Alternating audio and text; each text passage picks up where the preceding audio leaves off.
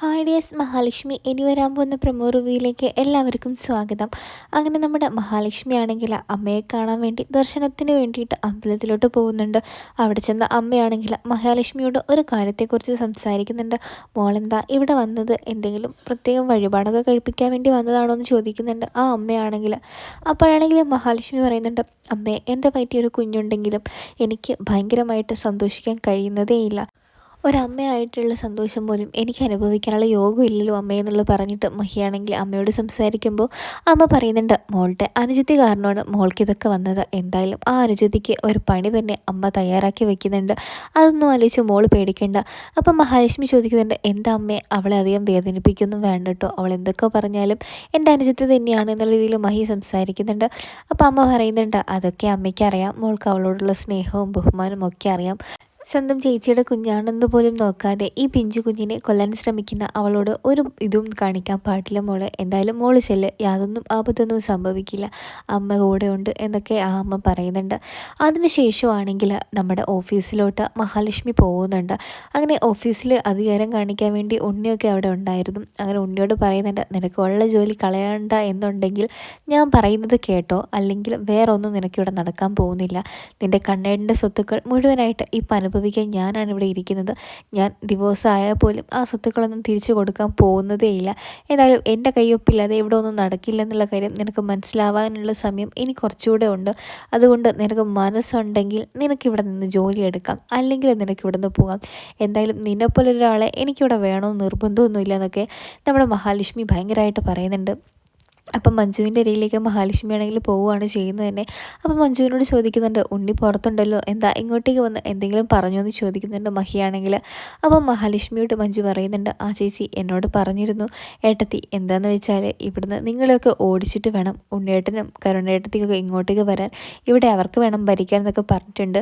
എന്തായാലും അയാൾ എന്നെയും കൂടെ കൊല്ലും എന്നുള്ള കാര്യം ഉറപ്പാണ്. കാരണം ഞാനിപ്പോൾ നിങ്ങളുടെ കൂടെയാണോ അവരുടെ കൂടെയാണോ എന്ന് അവർക്ക് തന്നെ മനസ്സിലാവുന്നില്ല. എന്തായാലും എൻ്റെ സ്വന്തം ഏട്ടനാണെങ്കിൽ പോലും സ്വത്ത് കണ്ട അയാൾ എന്നെയും കൊല്ലാൻ മടിക്കില്ല എന്നൊക്കെ ഉണ്ണിയെപ്പറ്റി മഞ്ജു ഇങ്ങനെ പറയുന്നുണ്ട്. അങ്ങനെ മഞ്ജു ആണെങ്കിൽ മഹാലക്ഷ്മിയോട് ഇങ്ങനെ സംസാരിച്ചിരിക്കുന്ന സമയത്താണ് അങ്ങോട്ടേക്ക് ഉണ്ണി വരുന്നതും ഉണ്ണി അവിടെ നിന്ന് ഇറങ്ങി പോടാന്ന് പറഞ്ഞ് പുറത്താക്കുന്നതും മഹാലക്ഷ്മി തന്നെയാണ്. അതിന് ശേഷമാണെങ്കിൽ നമ്മുടെ കരുണയ്ക്ക് വേണ്ട ആഹാരങ്ങളും പലഹാരങ്ങളൊക്കെ മുത്തശ്ശി തൻ്റെ സ്വന്തം കൈകൊണ്ട് തന്നെ ഉണ്ടാക്കിയിട്ട് നമ്മുടെ കരുണയ്ക്ക് കൊണ്ടുപോകാൻ കൊടുക്കുന്ന സമയത്ത് മോഹിനി അങ്ങോട്ടേക്ക് അടുക്കളയിലോട്ട് വന്ന് ചോദിക്കുന്നുണ്ട്, അമ്മേ ഇതാർക്കാണ് എന്ന് ചോദിക്കുമ്പോൾ അതിൻ്റെ കരുണമോൾക്കാണ് എന്ന് പറയുന്നുണ്ട് നമ്മുടെ മഹാലക്ഷ്മിയുടെ മുത്തശ്ശിയാണെങ്കിൽ. മോഹിനിയാണെങ്കിൽ നമ്മുടെ മുത്തശ്ശിയോട് പറയുന്നുണ്ട്, അമ്മേ ഞാൻ ഉണ്ടാക്കിത്തരാം, അമ്മയ്ക്ക് എന്തായാലും വയ്യാത്തതല്ലേ, ഞാൻ എന്തായാലും ഉണ്ടാക്കിത്തരാം എൻ്റെ മോൾക്ക് വേണ്ടിയിട്ടെന്ന് പറയുമ്പോൾ നമ്മുടെ മുത്തശ്ശിയാണെങ്കിൽ മോഹിനിയോട് പറയുന്നുണ്ട്, നീ ഉണ്ടാക്കൊന്നും വേണ്ട, അവൾക്ക് നീ ഉണ്ടാക്കിയതൊന്നും തന്നെ ഇഷ്ടമാവില്ല, അതുകൊണ്ട് ഞാൻ തന്നെ ഉണ്ടാക്കിക്കോളാം എന്നൊക്കെ ഇങ്ങനെ മോഹിനിയോട് പറയുന്നുണ്ട്. ആ സമയത്താണ് അങ്ങോട്ടേക്ക് പ്രതാപൻ വരുന്നത്. പ്രതാപൻ വരുന്ന സമയത്ത് എന്താ ഇവിടെ ഭയങ്കര ഒച്ചപ്പാടും ബഹളമൊക്കെ എന്ന് ചോദിക്കുമ്പോൾ മോഹിനി പറയുന്നുണ്ട്, ഇവിടെ ഒന്നുമില്ല, ഞാൻ പിന്നെ കരുണയ്ക്ക് അമ്മ പലഹാരം ഉണ്ടാക്കാമെന്ന് പറഞ്ഞപ്പോൾ ഞാൻ കൂടെ സഹായിക്കാമെന്ന് പറഞ്ഞതേ ഉള്ളൂ.